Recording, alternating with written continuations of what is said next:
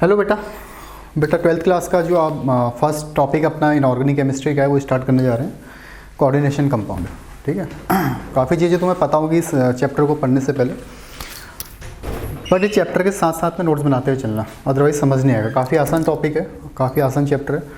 अगर थोड़ा सा भी एफर्ट करोगे तो बहुत आसानी से समझ आएगा। और जेईई और नीट में हर साल इससे 2 से 3 क्वेश्चन बनते हैं। हमने लास्ट टाइम भी डिस्कस किया था, 2 से 3 क्वेश्चन यहाँ से बनने ही बनने वाले हैं। ठीक है। तो जो चैप्टर का नाम है वो है कोऑर्डिनेशन कंपाउंड।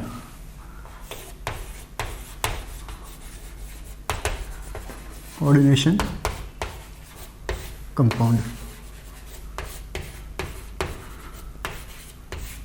इसको पढ़ने से पहले छोटी छोटी चीज़ें तुम्हें पता होनी चाहिए, वैसे पता होगा मुझे लगता है। जैसे सबसे पहला जो टॉपिक आता है बेटा कोऑर्डिनेशन कंपाउंड को पढ़ने से पहले, वो है सिंपल सॉल्ट्स। हम सिंपल सॉल्ट्स किसको बोलेंगे, ठीक है, या मिक्स्ड सॉल्ट किसको बोला जाता है। तो जब से पहला टॉपिक आता है हम क्या बोल रहे हैं, सिंपल सॉल्ट। किसको बोला जाएगा सिंपल सॉल्ट? सबसे कॉमन सॉल्ट तो तुम्हें पता है, जो सिंपल सॉल्ट है वो क्या है, NaCl। ठीक है, सबसे कॉमन सॉल्ट क्या है, NaCl। हम कैसे बताएं कि ये जो सॉल्ट है वो सिंपल सॉल्ट है? तो ऐसे सॉल्ट बेटा जो केवल एक टाइप के कैटायन और एक ही टाइप के क्या देते हैं, एनायन, इसको क्या बोला जाता है, सिंपल सॉल्ट। क्या बोला मैंने? ऐसे सॉल्ट्स जो केवल एक टाइप के कैटायंस देंगे और एक टाइप के एनायन देंगे, तो ऐसे सॉल्ट्स को क्या बोला जाएगा, सिंपल सॉल्ट बोला जाएगा। जैसे एग्जांपल के दूसरा लेते हैं, अगर KCl, ठीक है, यहाँ पे भी क्या मिलने वाला है हमें, K प्लस Cl-। अगर हमने बोला MgCl2 तो क्या मिलेगा बेटा, Mg+2। मतलब एक टाइप का कैटायन मिल रहा है और एक टाइप का क्या मिल रहा है, यहाँ पे एनायन मिल रहा है। तो इस टाइप के जो भी सॉल्ट्स होंगे उसको क्या बोला जाएगा, सिंपल सॉल्ट बोला जाएगा। ठीक है, पहले क्लासेस में तुमने कहीं ना कहीं ये वर्ड पढ़ा होगा। तो हेडिंग डालना simple salt, coordination compound heading डाल लो। जो पहला टॉपिक आएगा वो है सिंपल सॉल्ट। क्या लिखोगे इसमें, विच can give only one type of cations and anion, which can give only one type of cation and anion. For example NaCl, KCl, MgCl2। तो इस टाइप के जो भी तुम्हारे पास सॉल्ट्स आ रहे हैं जो एक टाइप का कैटायन देंगे और एक टाइप का एनायन देंगे, तो ऐसे सॉल्ट्स को क्या बोला जाएगा बेटा, सिंपल सॉल्ट्स बोला जाएगा। ठीक है। इसी में जो दूसरा वर्ड मैंने बोला था, क्या बोला तुम्हें, मिक्स्ड सॉल्ट। पहला सिंपल सॉल्ट्स के बाद हम सेकंड जो टर्म यूज़ कर रहे हैं वो क्या है, मिक्स्ड सॉल्ट। तो मिक्स्ड सॉल्ट किसको बोलेंगे, जो एक टाइप के कैटायन और एनायन दे रहे हैं वो सिंपल है। ठीक है। तो फिर जो एक से ज़्यादा कैटायन या एक से ज़्यादा टाइप के एनायंस तुम्हें दे रहे हैं उसको क्या बोलेंगे, मिक्स्ड सॉल्ट। क्या बोला जाएगा उनको, मिक्स्ड सॉल्ट। जैसे एक एग्जांपल ले लो इसका, CaOCl2। ठीक है, इसका नाम पता है तुम्हें, क्या नाम बोलते हैं इसको, ब्लीचिंग पाउडर।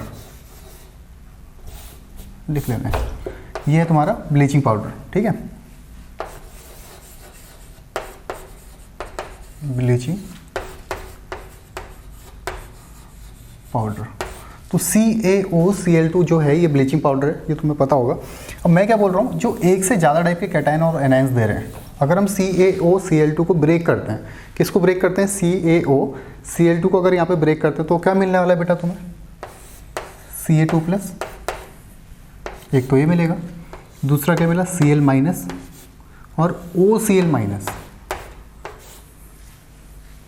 जब एक से ज़्यादा टाइप के कैटायन या एनायन मिलते हैं, जैसे एनायन से यहाँ पे अगर देखोगे Cl- भी मिल गया और OCl- भी मिल गया, किस में, ब्लीचिंग पाउडर में, तो ये क्या कहलाएगा तुम्हारा, मिक्स्ड सॉल्ट कहलाएगा। ठीक है, इसको क्या बोलेंगे, मिक्स्ड सॉल्ट कहेंगे। तो इसमें लिखना, मिक्स्ड सॉल्ट में which can gives more than one type of cation और anion, which can gives more than one type of cation और एनायन। मतलब एक से ज़्यादा टाइप के अगर कैटायन या एनायंस अगर ये प्रोवाइड करवाते हैं, हमें देते हैं, तो इसको क्या बोलेंगे, मिक्स्ड सॉल्ट बोला जाएगा। ठीक है। फॉर एग्जांपल ब्लीचिंग पाउडर,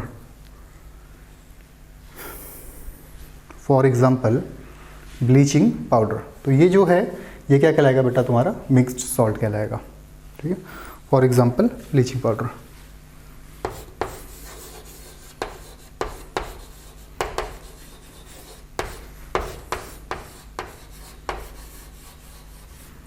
दोनों बात समझ आ गई, किसको हम सिंपल सॉल्ट बोलेंगे, किसको मिक्स्ड सॉल्ट बोलेंगे, ठीक है।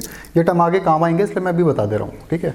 तो ये दोनों चीज़ें मैं समझ आती हैं कि इसको हम सिंपल सॉल्ट बोल रहे हैं और किसको मिक्स्ड सॉल्ट बोला जाता है। एक ही टाइप के कैटाइन या एनायन मिलते हैं तो सिंपल, एक से ज़्यादा टाइप के कैटाइन या एक से ज़्यादा टाइप के एनायन अगर हमें मिलते हैं तो उसको क्या बोला जा रहा है बेटा, मिक्स्ड सॉल्ट, ठीक है। अब ध्यान से देखना, एक हमारे पास एक टेस्ट ट्यूब है, ठीक है। इस टेस्ट ट्यूब में हमने क्या करा, अलग अलग टाइप के सॉल्ट्स ले लिए, जैसे एक ले लिया KCl, एक ले लिया MgCl2, ठीक है। इसके अंदर डाल दिया, एक टेस्ट ट्यूब ली, ठीक है, या एक कंटेनर लिया, उस कंटेनर में हम क्या कर रहे हैं बेटा, अलग अलग टाइप के जो सॉल्ट्स हैं इसका सॉल्यूशन ले रहे हैं, प्लस इसमें वाटर भी ले लिया। तो यहाँ पे क्या क्या प्रेजेंट है हमारे पास बेटा, KCl है, MgCl2 है, ठीक है, प्लस वाटर है। तो जब हम एक से ज़्यादा टाइप के या दो से ज़्यादा टाइप के सिंपल सॉल्ट्स लेते हैं, ध्यान से समझना इस बात को, जब हम दो से ज़्यादा टाइप के क्या ले रहे हैं, सिंपल सॉल्ट्स के सॉल्यूशन लेते हैं और उसको इवेपोरेट करना स्टार्ट करते हैं। जैसे इसमें क्या लिया हमने, KCl लिया और MgCl2 लिया है, ठीक है। MgCl2 लेके हमने क्या करा है, इसको इवेपोरेट करना स्टार्ट किया, मतलब हीट देनी स्टार्ट करी इससे। तो क्या होगा इसमें, ये तो सब क्या हो जाएगा, इवेपोरेट हो जाएगा। तो फाइनल हमें क्या मिलेगा, यहाँ पे जो ये टेस्ट ट्यूब थी इसमें छोटे छोटे से क्रिस्टल्स मिले दिखेंगे यहाँ, ठीक है। समझ पाए मैंने क्या बोला, जब हम दो से ज़्यादा सिंपल सॉल्ट्स को सॉल्यूशन फॉर्म में ले रहे हैं, उसको इवेपोरेट कर रहे हैं, तो फाइनली हमें जो क्रिस्टल्स मिलेंगे, ये क्रिस्टल्स मिल गए। ये जो क्रिस्टल्स होंगे किसके होंगे, KCl dot MgCl2 dot 6H2O। जो तुमने लिया है, जो क्रिस्टल बनेंगे उसी के होंगे। ऐसा नहीं है कि अगर हम यहाँ पे KCl ले रहे हैं और MgCl ले रहे हैं और यहाँ पे हमें क्या मिल गया, NaCl मिल गया, ऐसा पॉसिबल ही नहीं है। समझ पा रहे हो। तो जब हम क्या कर रहे हैं, दो से ज़्यादा सिंपल सॉल्ट्स ले रहे हैं सॉल्यूशन फॉर्म में, उसको इवेपोरेट कर रहे हैं, उसको क्रिस्टलाइजेशन कर रहे हैं उसका, तो फाइनली जो हमें क्रिस्टल्स मिलेंगे, ये जो क्रिस्टल्स हैं ये क्रिस्टल कहलाते हैं बेटा, या ये जो कंपाउंड हमें मिला है इसको बोलते हैं एडिशन कंपाउंड। एडिशन कंपाउंड, या इसी का दूसरा नाम है मॉलिक्यूलर कंपाउंड। समझ पाए मैंने क्या बोला। एडिशन या मॉलिक्यूलर कंपाउंड किसको बोलेंगे, जब हम दो से ज़्यादा सिंपल सॉल्ट्स का सॉल्यूशन ले रहे हैं और उसको इवेपोरेट कर रहे हैं, तो फाइनली जो हमें क्रिस्टल्स ऑब्टेन होंगे, ये क्या कहलाएंगे तुम्हारे, एडिशन या मॉलिक्यूलर कंपाउंड। जो तुमने लिया है वही क्रिस्टल्स यहाँ पे मिलेंगे तुम्हें। ऐसा नहीं है यहाँ पे KCl ले लिया, MgCl ले लिया, ठीक है, और यहाँ पे तुम्हें LiCl मिल रहा है, पॉसिबिलिटी नहीं है ऐसी। तो ये जो क्रिस्टल्स मिले हैं, इन क्रिस्टल्स को या इन कंपाउंड्स को क्या बोलेंगे, एडिशन कंपाउंड, जो किससे देखेंगे, इन डॉट से, ठीक है। तो जो था KCl, अगर हम इसको देखेंगे एक्चुअल में हुआ क्या है, हमने क्या लिया यहाँ पे, KCl लिया प्लस MgCl2 लिया प्लस 6H2O, तो तुम्हें जो मिला वो ये है, ठीक है। ये जो प्रोडक्ट मिला इसी को हम क्या बोल रहे हैं, एडिशन कंपाउंड।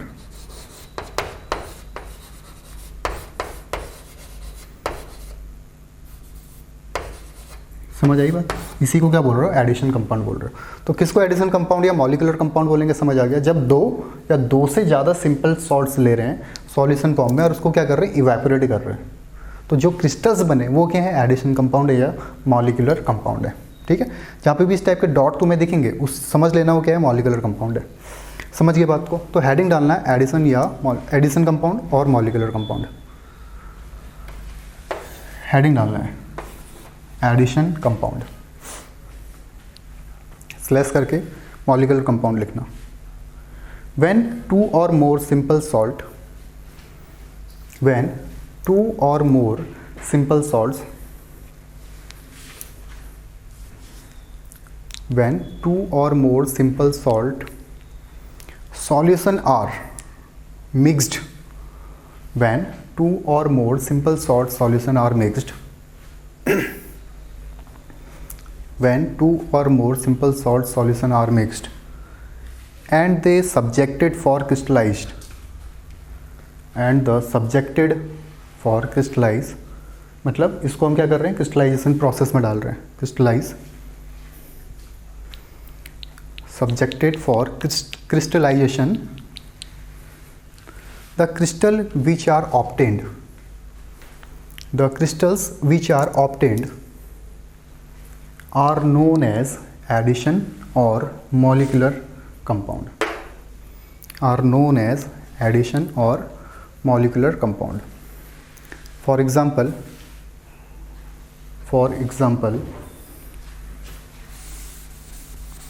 ये बना लेना डायग्राम, ठीक है। ये जो बना तुम्हारा KCl MgCl.6H2O, ये जो बना हुआ है इसको बुलाता है बेटा कार्नालाइट। ये पहली क्लासेस में तुमने सुना होगा।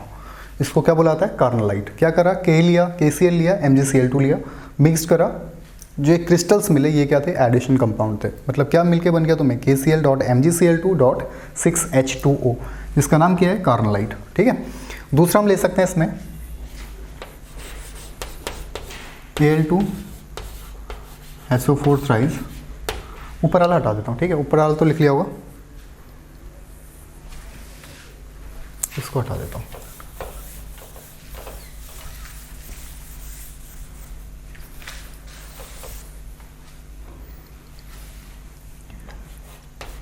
K2SO4 thrice dot Al2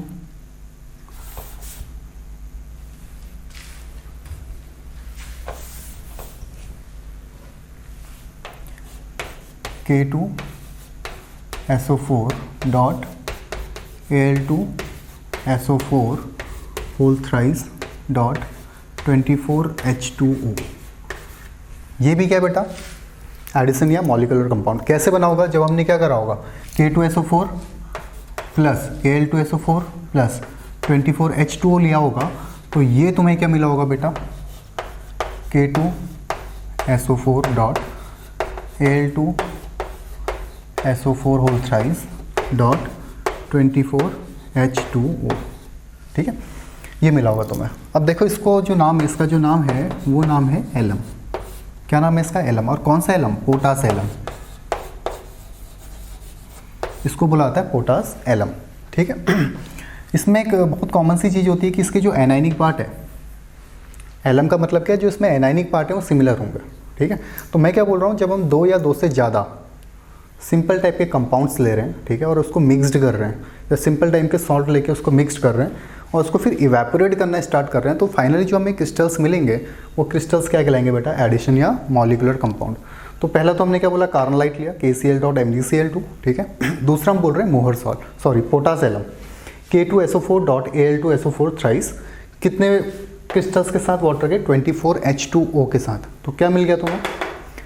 ये जो मिला ये प्रोडक्ट कहलाता है पोटास एलम, ठीक है। नोट करो इसको।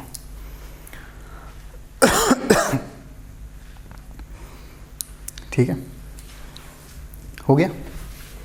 एक और लिख लो इसका नाम। ये नाम याद करना काफ़ी इंपॉर्टेंट है। दूसरा लिखना इसके बाद FeSO4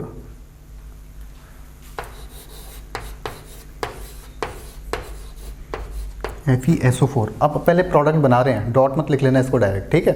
ये पहले प्रोडक्ट बना रहे हैं।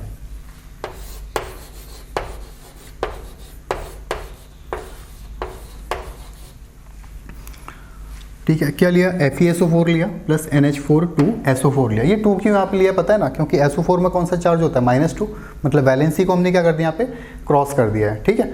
तो ये जो मिलके बनेगा हमारा, यहाँ जो मिलके बनने वाला है बेटा, ये क्या बनेगा तुम्हारा? FeSO4 FeSO4 जो भी लिया उसको डॉट में लिख लेना। जैसे FeSO4 है, NH4 2SO4 है, ठीक है, इसको डॉट में ले लो। NH4 2SO4 dot 6H2O। समझ गए? दो टाइप के सिंपल सॉल्ट्स, ठीक है। इन सिंपल सॉल्ट्स को क्या करा तुमने? इस सॉल्यूशन लिया और इसको क्रिस्टलाइन स्टार्ट किया। जो इसके क्रिस्टल्स मिलेंगे ये क्या कहलाया बेटा? एडिशन या मॉलिक्यूलर कंपाउंड। और इसका नाम क्या है? मोहर सॉल्ट, ठीक है। काफ़ी इंपॉर्टेंट है, 3 के 3। मोहर सॉल्ट भी इंपॉर्टेंट है और पोटास एलम भी काफ़ी इंपॉर्टेंट है। तो ये क्या कहलाए तुम्हारे? एडिशन या मॉलिक्यूलर कंपाउंड। तो उम्मीद करता हूँ ये बात तुम्हें समझ आ गई होगी। सिंपल क्या करा था?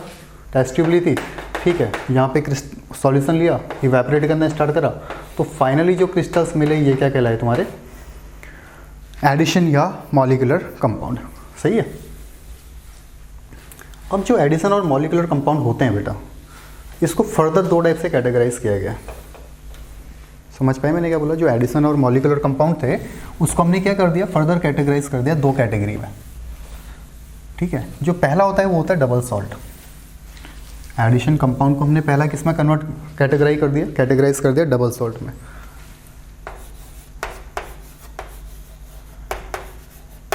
एडिशन कंपाउंड, एडिशन कंपाउंड को हमने दो टाइप से कैटेगराइज कर रखा है। जो पहला आता है बेटा ये है डबल सॉल्ट, ठीक है, और इसी को बोलते हैं लैटिस कंपाउंड। ठीक है, डबल सॉल्ट या लैटिस कंपाउंड। और दूसरा जो आता है बेटा वो है कॉम्प्लेक्स कंपाउंड। कॉम्प्लेक्स कंपाउंड जो हमारे चैप्टर का नाम है, जो हमने पढ़ना है। ठीक है, या इसी को क्या बोला जाता है, कोऑर्डिनेट कंपाउंड या कोऑर्डिनेशन कंपाउंड। ठीक है, समझ पाए क्या बोल रहा हूँ? एक तो डबल सॉल्ट है जिसको हम क्या बोल रहे हैं लैटिस, ठीक है, और दूसरा क्या बोल रहे हैं कॉम्प्लेक्स कंपाउंड, या इसी का नाम होता है जो दूसरा वो कहलाता है इसका कोऑर्डिनेशन कंपाउंड। ठीक है, कोऑर्डिनेशन कंपाउंड या कॉम्प्लेक्स कंपाउंड। कोऑर्डिनेशन कंपाउंड या लिख लो यहाँ पे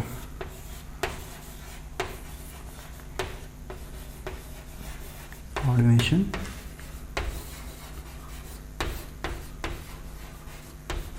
कंपाउंड। क्या करा हमने, दो सिंपल सॉल्ट लिए, दोनों को मिलाया और एक नया कंपाउंड बनाया जिसको हमने बोला एडिशन या मॉलिक्यूलर कंपाउंड। अब यही हमने वापस से कैटेगराइज कर दिया दो तरीके से, जिसको हम पहला बोल रहे हैं डबल सॉल्ट और दूसरे को बोल रहे हैं कॉम्प्लेक्स कंपाउंड। डबल सॉल्ट का ही नाम क्या है, लैटिस कंपाउंड, और इसको क्या बोलते हैं कोऑर्डिनेट या कोऑर्डिनेशन कंपाउंड। ये चैप्टर का नाम यही है हमारा, कोऑर्डिनेशन कंपाउंड। ठीक है, बट कभी कभी क्या होता है हमारे पास एक दो नंबर के क्वेश्चन बनते हैं यहाँ से, या एक आध क्वेश्चन बन जाते हैं यहाँ से। कहाँ से? डबल सॉल्ट से। डेफिनेशन लिखने के लिए भी आती है यहाँ बोर्ड में। तो डबल सॉल्ट किसको बोला जाएगा? अगर हम बात करेंगे डबल सॉल्ट्स की, तो डबल सॉल्ट बोला किसको जाएगा? देखो बेटा, तुम्हारे पास जैसे ये आया, तुमने दो कंपाउंड मिक्स करे थे और हमें क्या मिल गया था, ये था KCl.MgCl2.6H2। ठीक है, तुमने दो सॉल्ट मिक्स करे और ये कुछ मिल के आ गया, और इसी को क्या बोला था हमने एडिशन कंपाउंड या मॉलिक्यूलर कंपाउंड। अब इस मॉलिक्यूलर कंपाउंड को तुम्हें पता नहीं है क्या है, तुम्हारे पास केवल क्रिस्टल्स हैं, केवल क्रिस्टल देख के तुम पहचान नहीं सकते हो। उन क्रिस्टल्स के ऊपर ऐसा है नहीं कि लिखा होगा K+Cl MgCl, ऐसा लिखा नहीं होगा। तो तुम्हें क्या करना पड़ेगा, इसका एनालिटिकल टेस्ट करना पड़ेगा। लैबोरेटरी में इसके अंदर क्या करना पड़ेगा, टेस्ट करना पड़ेगा और बताना पड़ेगा कि कौन कौन से आयन्स हैं ये। समझ पा रहे हो? तो हम क्या बोल रहे हैं, ऐसे मॉलिक्यूलर कंपाउंड जो वाटर में जाने के बाद जो क्रिस्टल मिल गए हमें, ये जैसे ही हमने क्या करा, इसको इवेपोरेट कर दिया तो ये क्या मिल गया, फाइनली क्रिस्टल मिल गए। अब हम क्या कर रहे हैं, इन क्रिस्टल्स को वापस से पानी के अंदर डाल रहे हैं। तो ऐसे मॉलिक्यूलर कंपाउंड जो वाटर में क्या करते हैं, अभी सभी आयंस का पॉजिटिव एनालिटिकल टेस्ट देते हैं, मतलब अपने पूरे आयंस में ब्रेक हो जाते हैं। जैसे K+ टूटा, ठीक है, Cl- ब्रेक हुआ, यहाँ से K अलग हो गया, Cl अलग हो गया, फिर क्या होगा, और क्या क्या मिल सकता है, Mg2+ मिल सकता है, यहाँ Cl हमने ले लिया प्लस वाटर। समझ पाए क्या बोल रहा हूँ? कि ऐसे मॉलिक्यूलर कंपाउंड जो एक्वस में जाने के बाद अपने सभी आयंस में प्रॉपरली पूरे तरीके से ब्रेक हो जाते हैं, पूरे तरीके से आयनाइज्ड हो जाते हैं, या सभी आयंस का पॉजिटिव एनालिटिकल टेस्ट देते हैं। तो ऐसे आयंस को, ऐसे कंपाउंड्स को क्या बोला जाएगा, डबल सॉल्ट। समझ पाए? पहले तुमने क्या करा, दो सॉल्यूशन लिए, मिक्स किया, ठीक है, और उसको इवेपोरेट करके क्रिस्टल मिल गए। तो ये जो क्रिस्टल मिले हमने बोला एडिशन कंपाउंड होंगे। अब तुम उन क्रिस्टल्स को क्या कर रहे हो, वापस से पानी में डाल रहे हो। वाटर के अंदर जैसे ही गए, अगर पूरे आयंस ब्रेक हो गए, जितने भी आयन से मिलके बना है, जो भी इसके कॉन्स्टिट्यूएंट आयन हैं, जितने भी आयन से मिलके बना है, अगर वो सभी आयंस क्या हो जाते हैं, ब्रेक हो जाते हैं वाटर के अंदर जाके, तो ऐसे टाइप के जो भी मॉलिक्यूलर कंपाउंड होंगे उसको बुलाएगा डबल सॉल्ट। हम किसको कैटेगराइज कर रहे हैं? मॉलिक्यूलर कंपाउंड को ही, ठीक है। तो जो भी मॉलिक्यूलर कंपाउंड आया, अगर वो वाटर में जाने के बाद अभी सबने अपने सभी आयंस में ब्रेक हो जा रहा है, सभी आयंस में अगर वो ब्रेक हो जाएगा तो उसको क्या बोला जाएगा बेटा? डबल सॉल्ट बोला जाएगा। समझ आती है इतनी बातें? ठीक है। अगर सभी आयंस में ब्रेक नहीं होता है तो उसको क्या बोला जाएगा? कॉम्प्लेक्स कंपाउंड बोला जाएगा। एक बात तो ये। अब दूसरी चीज़ इसमें समझना, ये तुम्हारा क्रिस्टल था, क्रिस्टल मतलब सॉलिड फेज में होगा, ठीक है। जैसे तुमने पानी में डाला इसको तो क्या हो गया? सभी आयंस में ब्रेक हो गया। इसका मतलब ये किस में स्टेबल होगा? डबल सॉल्ट किस में स्टेबल होगा? केवल डबल सॉल्ट केवल किस में स्टेबल है? सॉलिड फेज में, केवल सॉलिड में। क्यों? क्योंकि एक्वस में जाती क्या कर जा रहा है? सभी आयंस में ब्रेक हो जा रहा है। डबल सॉल्ट समझ आ गया कि जो ऐसे मॉलिक्यूलर कंपाउंड जो वाटर में जाने के बाद अपने पूरे आयंस में ब्रेक हो जा रहे हैं, ये सभी आयंस का, सभी कॉन्स्टिट्यूएंट आयन का पॉजिटिव एनालिटिकल टेस्ट दे रहे हैं। मतलब अगर इसमें हमने कोई सॉल्यूशन डाला K+ पहचानने के लिए तो हमें K+ मिल जाएगा, Cl- मिल जाएगा, Mg2+ मिल जाएगा, ठीक है। तो ये क्या कहलाएंगे बेटा? तुम्हारे डबल सॉल्ट कहलाएंगे, ठीक है। समझ आती है इतनी बातें? ठीक है। तो हेडिंग डालना डबल सॉल्ट, यहाँ पे लिख लेना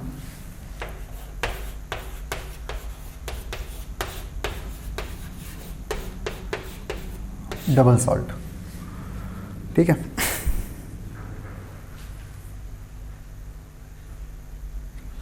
इसमें लिखना दैट एडिशन और मॉलिक्यूलर कंपाउंड, दैट एडिशन और मॉलिक्यूलर कंपाउंड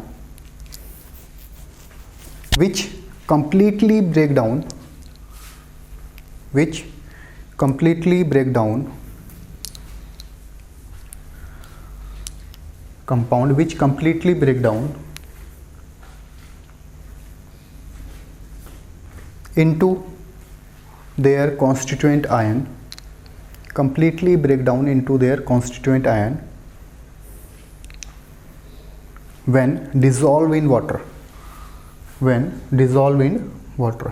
मतलब ऐसे मॉलिक्यूलर कंपाउंड जो अपने आयंस में कंप्लीटली ब्रेक डाउन हो रहे हैं जब हम क्या कर रहे हैं? इसको डिसॉल्व कर रहे हैं वाटर में। Gives positive analytical test, give positive analytical test for all constituent ion, for all constituent ion. मतलब जितने भी कॉन्स्टिट्यूएंट आयन से वो मिलके बना है उन सभी का क्या करेगा? पॉजिटिव एनालिटिकल टेस्ट देगा, नोन एज डबल सॉल्ट और लैटिस कंपाउंड, और लैटिस कंपाउंड, ठीक है। तो ऐसे को क्या बोला जाएगा? डबल सॉल्ट बोला जाएगा या लैटिस कंपाउंड बोला जाएगा। सेकेंड लाइन लिखना है इसमें, double salt are stable, double salt are stable in solid state, double salt are stable in solid state. मतलब जब तक वो क्रिस्टल में तब तक क्या है? स्टेबल है। जैसे ही पानी में गया सभी आयंस में ब्रेक हो गया, इसलिए केवल किस में स्टेबल होगा? सॉलिड में। फॉर एग्जांपल कार्नालाइट, नाम याद रख लेना बेटा इसका। फॉर एग्जांपल कार्नालाइट लिख लो इसको, फॉर एग्जांपल कार्नालाइट।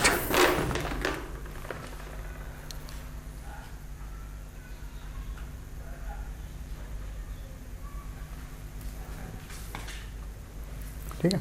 तो ये क्या तुम्हारा डबल सॉल्ट है। इसमें लिख भी सकते हो when react with water they dissociate, completely dissociate into their ion, when react with water then completely dissociate into their ion. अच्छा एक बात ध्यान से समझना, थोड़ा इमेजिन अगर करोगे, मैं क्या बोल रहा हूँ कि हमारे पास जो ट्यूब थी या जो भी कंटेनर था हमने वहाँ से इवेपोरेट करके क्या निकाल दिए? क्रिस्टल्स, मतलब सॉलिड है भी हमारे पास, ठीक है। अब उन्हीं सॉलिड को हम पानी के अंदर डाल रहे हैं, ध्यान से समझना इस बात को। वाटर के अंदर जब तक डाल रहे हैं तो अपने पूरे आयंस का क्या कर रहे हैं? पॉजिटिव एनालिटिकल टेस्ट दे रहे हैं, ठीक है। तो ऐसे सॉल्ट क्या कहलाएंगे? तुम्हारे डबल सॉल्ट कहलाएंगे, ठीक है। अब अगर हम बात करें ये,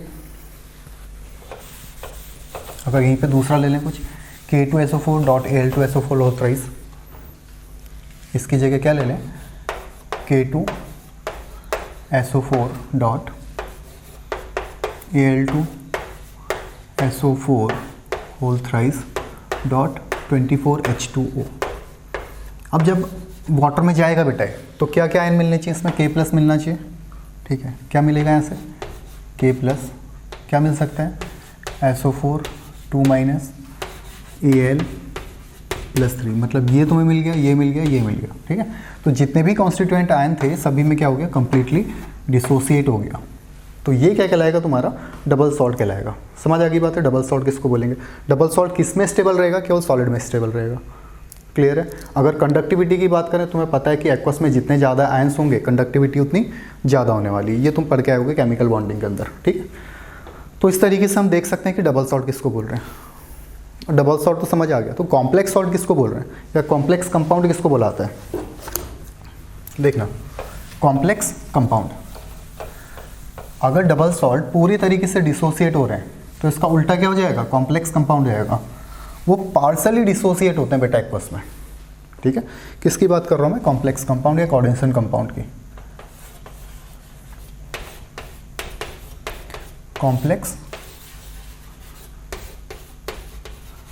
कंपाउंड्स हमने स्टडी इसी की करनी है, पूरा चैप्टर ही है इसी को स्टडी करना है, ठीक है। तो कॉम्प्लेक्स कंपाउंड किसको बोलेंगे बेटा? सपोज हमारे पास ये है एक K4FeCN6, ठीक है। इस टाइप का कोई कंपाउंड है, ठीक है। इस टाइप का कोई कंपाउंड है। अगर तुम्हें डायरेक्ट क्वेश्चन समझ आना है तो ये जो स्फेयर दिख रहे हैं तुम्हें, ये जो ब्रैकेट दिख रहे हैं, अगर ये कहीं दिख रहा है इसका मतलब वो कोऑर्डिनेशन कंपाउंड है, ठीक है। पहली बात तो ये समझ लो कि अगर कहीं ऐसे ब्रैकेट्स दिख रहे हैं इसका मतलब वो कौन सा कंपाउंड है, कॉम्प्लेक्स कंपाउंड है, कोऑर्डिनेशन कंपाउंड है। बट अगर इसकी थोड़ी तुमसे पूछा गया थियरी के बारे में, तो देखो डबल सॉल्ट में जो मॉलिक्यूलर कंपाउंड था पूरी तरीके से आयंस का एनालिटिकल टेस्ट दे रहा था, बट यहाँ पे ऐसा नहीं होता है, ये पार्शियली आयनाइज्ड होता है। अगर तुम इसको वाटर में डालते हो, हमने क्या करा, इसको उठाया पानी के अंदर डाल दिया, ये क्रिस्टल हमें नहीं पता था कौन सा है, ठीक है। एक टाइम हमारे पास कार्बोनाइट था, पोटासियम था, थर्ड टाइम हमारे पास ये है, हमें पता ही नहीं क्या है। तो जैसे ही वाटर के अंदर डाला तो क्या होगा बेटा, ये पोर्शन अलग हो गया, ये बाहर वाला 4K+, और जो अंदर वाला ये ब्रेक ही नहीं हुआ।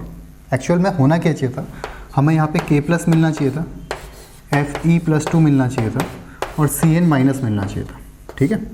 अगर ऐसा हो जाता, ये सभी आयंस में ब्रेक हो जाता, इसका मतलब ये क्या होता बेटा, डबल सॉल्ट होता, ठीक है। अगर सभी का पॉजिटिव एनालिटिकल टेस्ट देता, इसका मतलब ये क्या होता, डबल सॉल्ट। बट एक्चुअल में हुआ ही ऐसा नहीं। क्या हुआ यहाँ, ये बाहर वाला पोर्शन अलग ब्रेक हुआ और FeCN6 ये पोर्शन अलग चले गया, माइनस K4 हमें अलग मिल गया, और ये पूरा का पूरा स्फेयर हमें अलग मिल गया, पूरा ब्रैकेट अलग मिल गया, ठीक है। तो ऐसे मॉलिक्यूलर कंपाउंड या ऐसे एडिशन कंपाउंड जो वाटर में पार्शियली आयनाइज्ड है, या अपने सभी कॉन्स्टिट्यूएंट आयंस का पॉजिटिव एनालिटिकल टेस्ट नहीं देते हैं, उनको हम क्या बोलेंगे बेटा, कॉम्प्लेक्स कंपाउंड या कोऑर्डिनेशन कंपाउंड। समझ आ गई, दोनों में डिफरेंस समझ आ गया। डबल सॉल्ट में हम क्या बोल रहे थे कि सभी का पॉजिटिव एनालिटिकल टेस्ट दे रहे हैं, ठीक है, पूरी तरीके से आयंस में ब्रेक हो जा रहा है। बट कॉम्प्लेक्स कंपाउंड में हम क्या बोल रहे हैं, पार्शियली आयनाइज्ड है वाटर के अंदर, जो क्रिस्टल थे हमने जैसे ही पानी में डाला पार्शियली आयनाइज्ड हुए, मतलब सभी आयंस में ब्रेक नहीं हुआ, जिससे भी मिलके वो बना था वो सभी आयंस ब्रेक नहीं हुए। जो कॉम्प्लेक्स तुम्हें दिख रहा है, ठीक है, ये क्या होता है, सिंगल एंटिटी होती है, ये अलग चले जाती है, और ये तुम्हें K4 क्या मिल जाएगा, बाहर अलग सा मिल जाएगा। तो ऐसे कंपाउंड्स को क्या बोला जाएगा, कॉम्प्लेक्स कंपाउंड या कोऑर्डिनेशन कंपाउंड। क्लियर है बात, ये बात समझ आती है?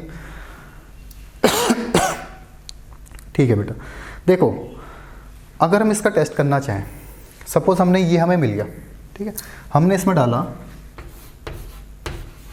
H2SO4, और यहाँ से हमें क्या मिल गया, FeSO4.6H2O, ठीक है, ऐसा कुछ मिल गया। और ये किस कलर का होता है बेटा, ग्रीन कलर का।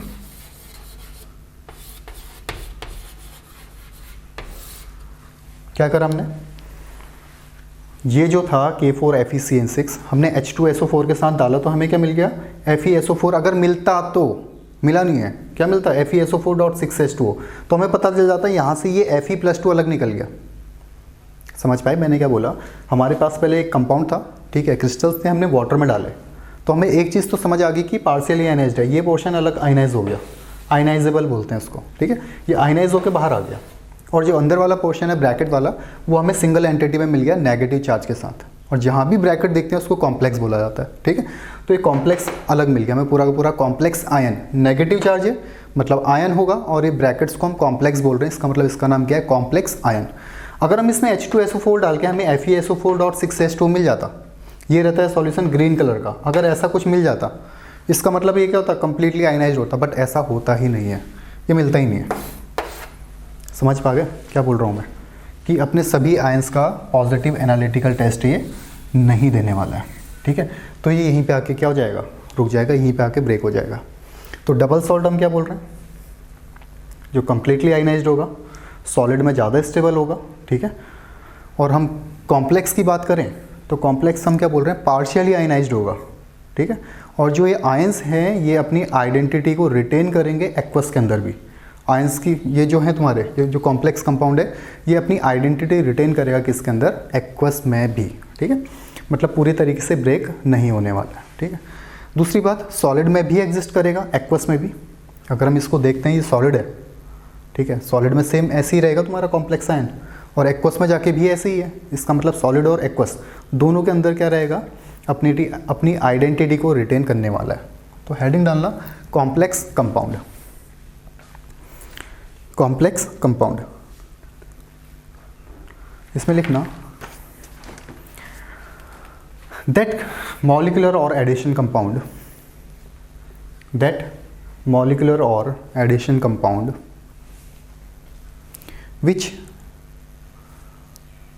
which do not completely break down, which do not completely break down,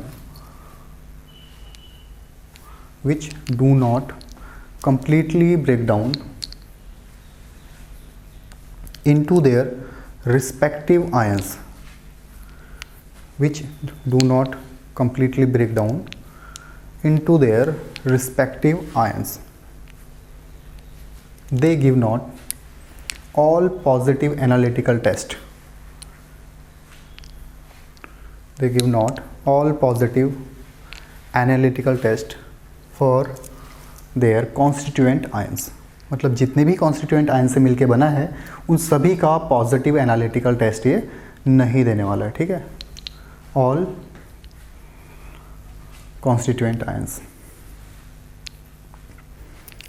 These are stable in solid as well as liquid या aqueous solution.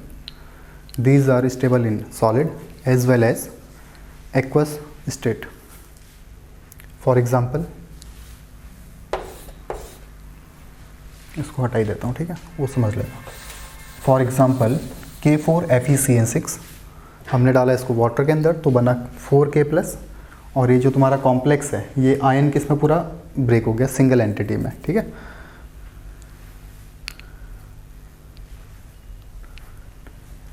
हो गया, लिख लिया। उसके बाद लिखना कॉम्प्लेक्स रिटेन देयर आइडेंटिटी। जो कॉम्प्लेक्स है ये क्या कर रहा है, अपनी आइडेंटिटी को रिटेन कर रहा है किसके अंदर, in aqueous. Complex retain their identity solid as well as aqueous phase या aqueous state. Complex retain their identity solid as well as aqueous state, ठीक है। मतलब ये ब्रेक नहीं होगा, जो इसकी आइडेंटिटी है ये वाटर में जाने के बाद भी यही रहने वाली है। तो इतनी बात समझ आ गई, retain their identity solid as well as aqueous state. समझ आ गया बेटा इतनी बात, ओके। अब इसमें छोटे छोटे से टर्म आते हैं, हमने स्टडी ही कॉम्प्लेक्स कंपाउंड की करनी, मैं तुम्हें वापस बता रहा हूँ, ठीक है। अब इसके अंदर छोटे छोटे से टर्म आते हैं, जैसे कॉम्प्लेक्स आयन की बात कर रहे हैं। जो सबसे पहला टर्म आता है वो है कॉम्प्लेक्स आयन, कॉम्प्लेक्स आयन। तो हमने क्या बोला बेटा, K4FeCN6 ये था, ठीक है। जब इसको ब्रेक करा क्या मिला हमें, 4K+ और ये पूरा ब्रैकेट किसके साथ, नेगेटिव चार्ज के साथ, CN6-। मतलब ये तुम्हारा जो आयन बना है ये कॉम्प्लेक्स आयन है। जो इस ब्रैकेट के अंदर रहता है वो क्या रहता है, तुम्हारा कॉम्प्लेक्स आयन। तुम्हें दिख रहा है नेगेटिव चार्ज है, मतलब कोई ना कोई आयन होगा, और इसको क्या बोलते हैं हम, कॉम्प्लेक्स आयन। अब इस कॉम्प्लेक्स आयन के अंदर दो चीज़ होती हैं बेटा, एक तो सेंट्रल मेटल रहता है, ठीक है। और सेंट्रल मेटल जनरली किसका रहता है, ट्रांजिशन एलिमेंट्स का या डी ब्लॉक एलिमेंट्स का। जो सेंट्रल मेटल रहता है जनरली ये किसका रहता है, डी ब्लॉक एलिमेंट का।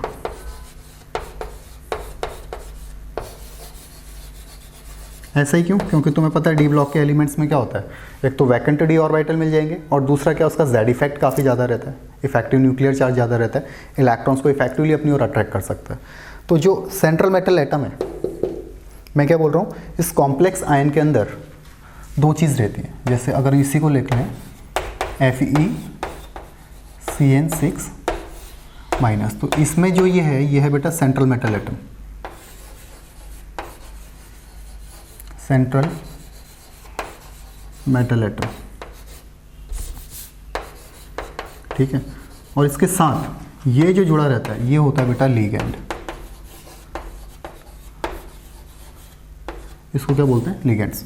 तो जो कॉम्प्लेक्स आयन है, कॉम्प्लेक्स आयन में हम क्या बोल रहे हैं, तो सेंट्रल मेटल एटम के साथ साथ क्या होता है, लिगेंड होता है। अब सेंट्रल मेटल जो आयन है वो 90% टाइम या जनरली डी ब्लॉक का एलिमेंट्स रहता है। क्यों, क्योंकि उनके पास एक तो वैकेंट ऑर्बिटल इजीली मिल जाते हैं, दूसरा क्या है कि इसका जेड इफेक्ट बहुत ज़्यादा है, स्क्रीनिंग कांस्टेंट क्या है इसका, कम। तुम्हें पता है अगर डी पेनल्टीमेट शेल में डी ऑर्बिटल आता है या एफ ऑर्बिटल रहता है तो शील्डिंग इफेक्ट कम रहता है, शील्डिंग इफेक्ट कम रहेगा तो जेड इफेक्ट बढ़ जाएगा, ठीक है। तो यहाँ पे जेड इफेक्ट ज़्यादा है, इसलिए हम क्या करते हैं, डी ब्लॉक के एलिमेंट्स ही जनरली कॉम्प्लेक्स कंपाउंड बनाते हैं। ओके, सेंट्रल मेटल और लिगेंड। अब जो सेंट्रल मेटल है उसके पास वैकेंट ऑर्बिटल होते हैं, बोला मैंने। जो सेंट्रल मेटल है इसके पास क्या पड़े, वैकेंट ऑर्बिटल पड़े, मतलब कहीं ना कहीं ये इलेक्ट्रॉन्स को अट्रैक्ट करने की ट्राई करेगा, मतलब इलेक्ट्रॉन्स को गेन करेगा। तभी तो हम क्या बोल रहे हैं, वैकेंट ऑर्बिटल। अगर सेंट्रल मेटल के पास हम वैकेंट ऑर्बिटल की बात कर रहे हैं, इसका मतलब ये क्या करने वाला है, इलेक्ट्रॉन्स को गेन करने वाला है। और जो इलेक्ट्रॉन्स गेन करते हैं, इलेक्ट्रॉन्स जो गेन करते हैं उसको क्या बोला जाता है बेटा, लुईस एसिड। क्या बोला जाता है, लुईस एसिड। लुईस एसिड कौन एक्ट करता है ऐसा लुईस एसिड जैसा, सेंट्रल मेटल एटम। तो अगर ये सेंट्रल मेटल एटम है, इलेक्ट्रॉन्स कौन दे रहा है, लिगेंड इसको देगा, तो इसको बुलाएगा लुईस बेस।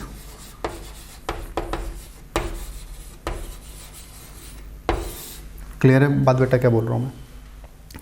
जो कॉम्प्लेक्स तुम्हें दिख रहा है, ठीक है, इसमें अगर नेगेटिव चार्ज है तो इसको बुलाता है कॉम्प्लेक्स आयन। यहाँ पे अगर देखेंगे तो कॉम्प्लेक्स क्या है, एनायन है। तो हमेशा ऐसा नहीं होता कि कॉम्प्लेक्स एनायन होगा, हो सकता है कॉम्प्लेक्स कैटायन बन जाए, या हो सकता है दो के दो, एनायन भी कैटायन भी दोनों कॉम्प्लेक्स पार्ट हो, ठीक है। तो सिंपल सी बात, अगर कहीं तुम्हें ऐसा ब्रैकेट दिख रहा है तो वो क्या है, तुम्हारा कॉम्प्लेक्स पार्ट है, ठीक है। इसको क्या बोलेंगे, कॉम्प्लेक्स बोला जाता है।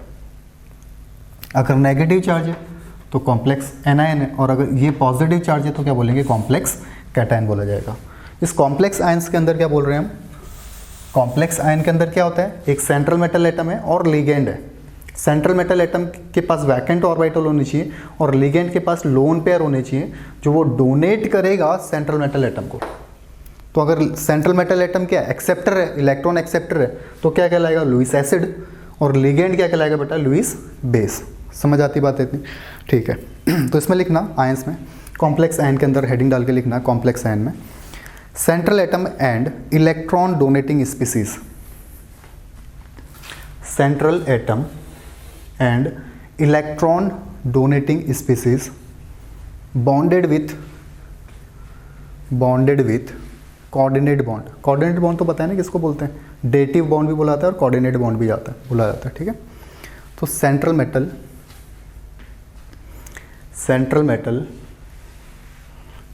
Atom and electron donating species in complex bonded with coordinate और dative bond, bonded with coordinate और dative bond। देखो एक्चुअल में ये चीज़ तो समझ आती है तुम्हें कि हम इस स्फेयर के अंदर जो हमने ब्रैकेट बना रखे हैं इसके अंदर दो चीज़ हैं, ठीक है। एक को हम बोल रहे हैं सेंट्रल मेटल एटम और एक को बोल रहे हैं लिगेंड। ये काफ़ी इंपॉर्टेंट है। सेंट्रल मेटल एटम क्या करता है, इलेक्ट्रॉन एक्सेप्ट, तो ये क्या लाएगा, लुईस एसिड। क्वेश्चन बनेगा यहाँ से। और लिगेंड डोनेट कर रहा है, इसका मतलब क्या है, लुईस बेस। अब पूरे फिनोमेना को एक बार थोड़ा ध्यान से समझना है कि एक्चुअल में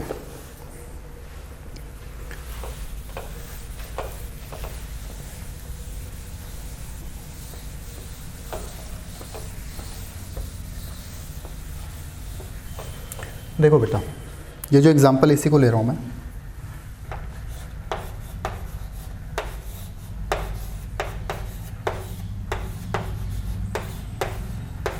ये था, ठीक है। ये क्या तुम्हारा कॉम्प्लेक्स कंपाउंड है या कोऑर्डिनेशन कंपाउंड है। अब इसको दो पार्ट में ब्रेक करते हैं बेटा। एक पार्ट तो ये है तुम्हारा, ठीक है। इस पार्ट को बोला जाता है बेटा कोऑर्डिनेशन स्फीयर। क्या बोला जाता है? कोऑर्डिनेशन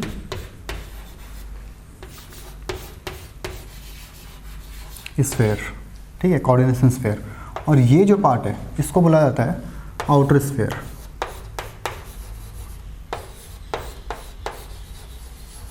इसको बोला जाता है आउटर स्फीयर। ये बात समझ आती है कि कॉम्प्लेक्स कंपाउंड हम किसको बोल रहे थे, जो वाटर में जाने के बाद क्या कर रहा है, सभी आयंस को पॉजिटिव एनालिटिकल टेस्ट नहीं दे रहा है, या सभी आयंस में ब्रेक नहीं हो रहा प्रॉपर्ली। किसके अंदर? वाटर के अंदर। मैं केवल वाटर की बात कर रहा हूँ, ठीक है।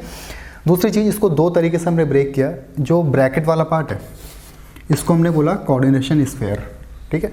और जो बाहर पार्ट दिख रहा है तो मैं इसको बुलाया था आउटर स्फीयर। और इसी को बोला जाता है आयनाइजेबल। इसी को क्या बोला जाता है? Ionisable sphere. यही क्या कहलाता है? आयनाइजेबल स्फीयर, मतलब आयनाइज्ड होता है। ये बात तो अभी देखी थी हमने, K4+ अलग चले गया और ये पूरा कॉम्प्लेक्स किस में चले गया था? नेगेटिव में। तो इस पार्ट को क्या बोला था? आउटर स्फीयर या आयनाइजेबल स्फीयर। और ये क्या है? कोऑर्डिनेशन स्फीयर है, ठीक है। अब इस कोऑर्डिनेशन स्फीयर के अंदर, इसी कोऑर्डिनेशन स्फीयर के अंदर क्या होते हैं बेटा? दो होते हैं, दो चीज़ें। एक तो रहता है सेंट्रल मेटल एटम, ठीक है। एक क्या है? सेंट्रल मेटल एटम है। और क्या होते हैं? लीगेंड। तो यहाँ पे जैसे तुम देखोगे Fe है और Cn है। कितने Cn है? 6 Cn। तो मैंने तुम्हें अभी थोड़ी देर पहले बताया था कि सेंट्रल मेटल क्या करता है? इलेक्ट्रॉन एक्सेप्ट करता है, ठीक है। और जो लीगेंड है ये इलेक्ट्रॉन्स डोनेट करते हैं, इलेक्ट्रॉन्स पेयर को डोनेट करते हैं। तो कितने Cn है हमारे पास? 6। 1 2 3 4 5 6, ठीक है। अब जो Cn है वो लीगेंड है, हमें बात समझ आती है। Fe सेंट्रल मेटल एटम है, ये बात भी समझ आती है। तो जो लीगेंड है इलेक्ट्रॉन्स पेयर शेयरिंग में दे रहा है या डोनेट कर रहा है। तो जब भी डोनेट करेगा कौन सा बॉन्ड बनेगा बेटा? यहाँ पे कोऑर्डिनेट बॉन्ड। कौन से बॉन्ड के थ्रू देगा? इस कोऑर्डिनेट बॉन्ड के थ्रू देगा। इसीलिए इसको क्या बोला जाता है? कोऑर्डिनेशन स्फीयर या कोऑर्डिनेट कंपाउंड, ठीक है। ये क्या कहलाएगा तुम्हारा? Coordination sphere. क्यों? क्योंकि कोऑर्डिनेट बॉन्ड बने हुए हैं यहाँ पे। तो लीगेंड क्या कर रहा है? इलेक्ट्रॉन्स पेयर शेयर कर रहा है। कौन से बॉन्ड के थ्रू? इस डेटिव बॉन्ड के थ्रू या कोऑर्डिनेट बॉन्ड के थ्रू। अब बात समझ आती है क्या बोल रहा हूँ। सबसे पहले हमने कॉम्प्लेक्स कंपाउंड की बात करी। दो तरीके से ब्रेक हो रखा है, एक आउटर स्फीयर या आयनाइजेशन स्फीयर या कोऑर्डिनेशन स्फीयर। कोऑर्डिनेशन स्फीयर के अंदर दो चीज़ें, एक तो हम बोल रहे हैं कि सेंट्रल मेटल एटम है एक, और दूसरा बोल रहे हैं लीगेंड्स हैं, ठीक है। सेंट्रल मेटल एटम और लीगेंड। लीगेंड का काम क्या है? इलेक्ट्रॉन पेयर डोनेट करना। लीगेंड क्या कर रहा है? इलेक्ट्रॉन डोनेट कर रहा है। और सेंट्रल मेटल एटम क्या कर रहा है? एक्सेप्टर है, ठीक है। तो जो एक्सेप्टर होगा वो क्या कहलाएगा बेटा? अब जो एक्सेप्टर होगा क्या कहलाएगा? Lewis acid. और जो डोनर है वो लुईस बेस। इतनी बात हमें समझ आती है। दूसरी चीज़ मैं बोल रहा हूँ, जब एक कोऑर्डिनेट बॉन्ड के थ्रू यहाँ पे बॉन्ड बनाते हैं तो इनके बीच में स्फीयर बनता है बेटा, ऐसा ये स्फीयर बन जाता है। और इसी स्फीयर को क्या बोल रहे हैं हम? Coordination sphere. कहानी समझ आ गई इस कोऑर्डिनेट बॉन्ड की या कॉम्प्लेक्स कंपाउंड की। Outer sphere, coordination sphere. Coordination के अंदर हम क्या बोल रहे हैं? सेंट्रल मेटल एटम और लीगेंड। सेंट्रल मेटल क्या कर रहा है? इलेक्ट्रॉन एक्सेप्ट कर रहा है। इसका मतलब ये क्या है? सेंट्रल मेटल एटम क्या है यहाँ पे? ये किसका काम कर रहे हैं?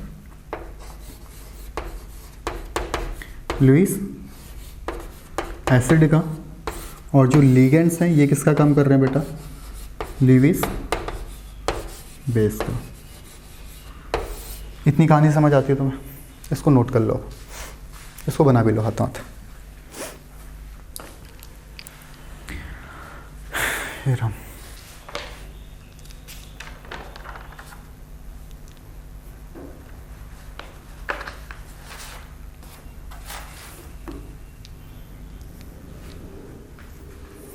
हो गया बेटा? समझ आ गया?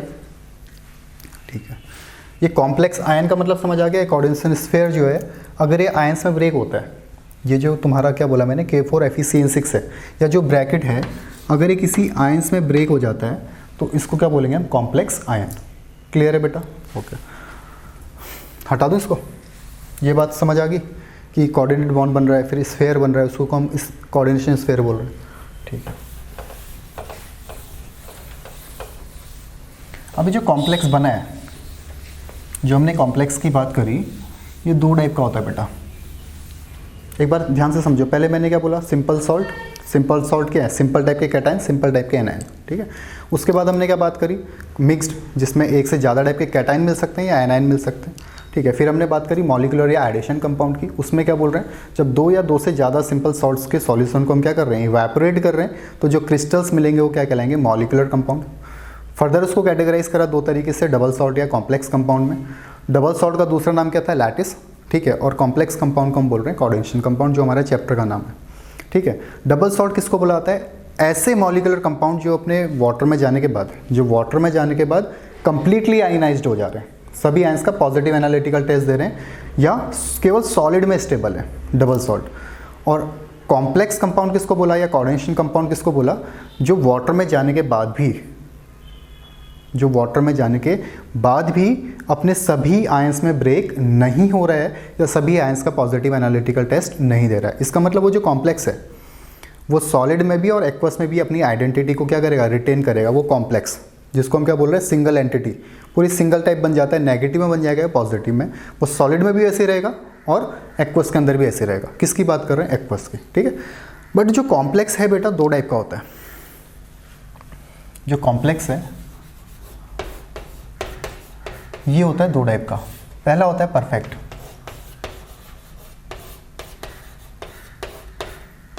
कॉम्प्लेक्स। ठीक है, और दूसरा है इम्परफेक्ट।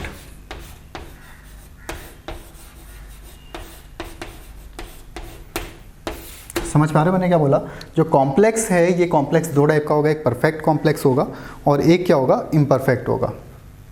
अब परफेक्ट किसको बोलेंगे, परफेक्ट किसको बोला जाएगा, ऐसा कॉम्प्लेक्स जो हमने पहले आराम से समझो मैं क्या बोल रहा हूँ।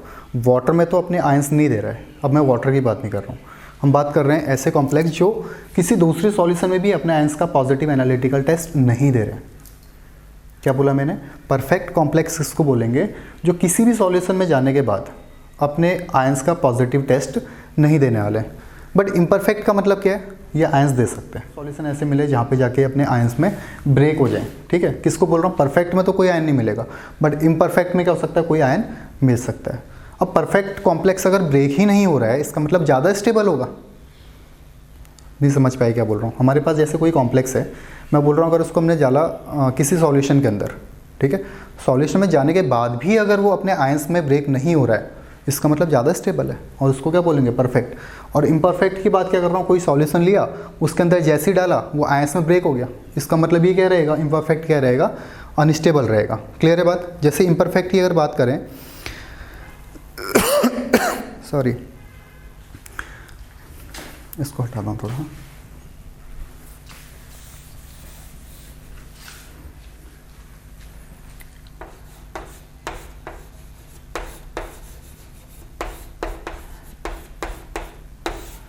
इम्परफेक्ट की अगर हम बात करें तो हम क्या बोल रहे हैं, जो किसी दूसरे सॉल्यूशन में जाने के बाद आयंस का टेस्ट दे रहे हैं। ठीक है, तो इसमें हम ले सकते हैं CdCnO4। इसके अंदर अगर हम देखेंगे तो ये CdCn4 2-। ठीक है, CdCn4 2-, एक तो ये। अब जैसे ही हम इसको किस में डालेंगे, H2S में, इसको जैसे ही हम किसके अंदर डालेंगे बेटा, H2S में, तो ये जो हमें मिलेगा यहाँ पे कंपाउंड, ये था हमारे पास कॉम्प्लेक्स, इसको हमने H2S के अंदर डाला तो ये क्या मिल गया, CdS। क्या मिल गया, CdS। मतलब CD ने क्या कर दिया, अपने आयंस में ब्रेक हो गया, ये अपने आयंस में ब्रेक हो गया, किसमें, CD+2 में। और अगर आयंस में ब्रेक हो गया, इसका मतलब स्टेबल नहीं है। समझ पा रहे हो मैं क्या बोल रहा हूँ? ऐसा कॉम्प्लेक्स जो सॉल्यूशन में जाने के बाद अपने आयंस का टेस्ट दे देता है, तो उसको क्या बोलेंगे, इम्परफेक्ट। मतलब ये क्या, परफेक्ट नहीं है, ब्रेक हो गया। तो किसमें, जैसे हमने CdCn4 2- में H2S डाला तो किसमें ब्रेक हुआ, CdS। और किसने, किसका आयन दे दिया इसने, CD+2 का। पता कैसे चलेगा, CD+2 था, यहाँ पे CD था, क्योंकि बेटा जो CdS होता है इसका कलर होता है येलो। ठीक है, इसका कलर क्या होता है? येलो कलर का होता है। क्लियर है बात? इतनी बात समझ आती है? समझ गए बेटा ये बात? ठीक है। अब यहाँ पे अगर ले लें एक,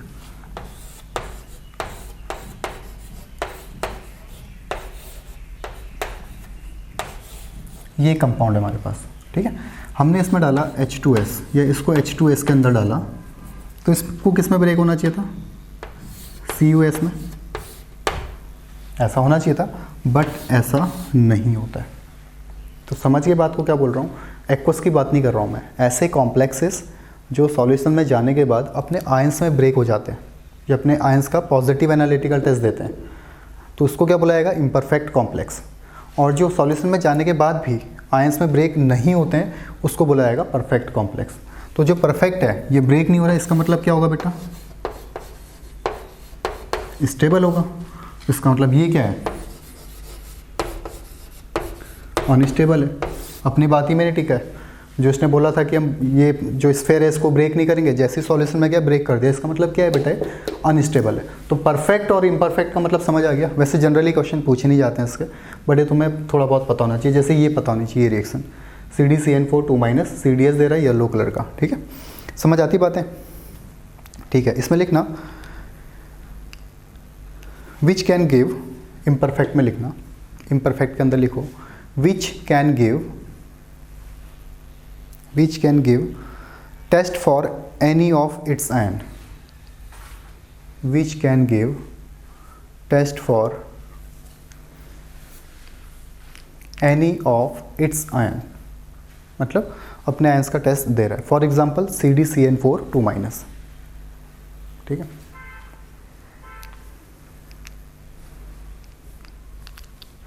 इसमें लिखना विच डू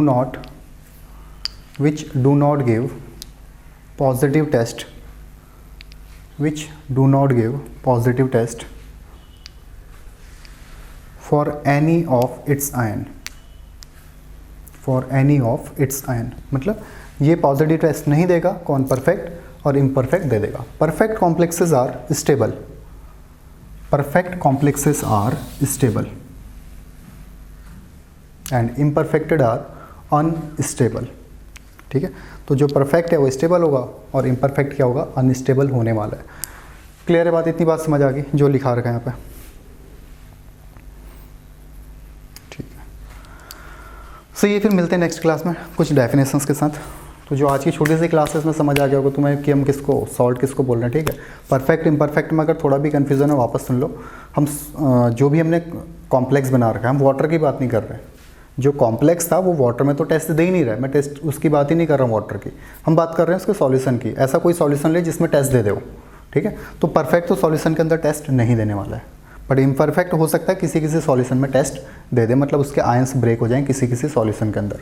वाटर के अंदर तो कोई ब्रेक नहीं होगा। ठीक है, समझ आ गई बातें? तो इसको परफेक्ट बोलेंगे, इसको इम्परफेक्ट बोलेंगे। कॉम्प्लेक्सेस हमारा कंप्लीट होता है। नेक्स्ट टॉपिक में मिलते हैं किसको कोऑर्डिनेशन नंबर बुलाता है, ऑक्सीडेशन नंबर किसको बुलाता है। ठीक है, तो छोटी छोटी डेफिनेशंस हैं, इसको नेक्स्ट क्लास में क्लियर करते हैं। ठीक है बेटा, बाय। नोट्स प्रॉपर बनाने सबको, जो लिखा रहेगा उसको प्रॉपर बना लेना।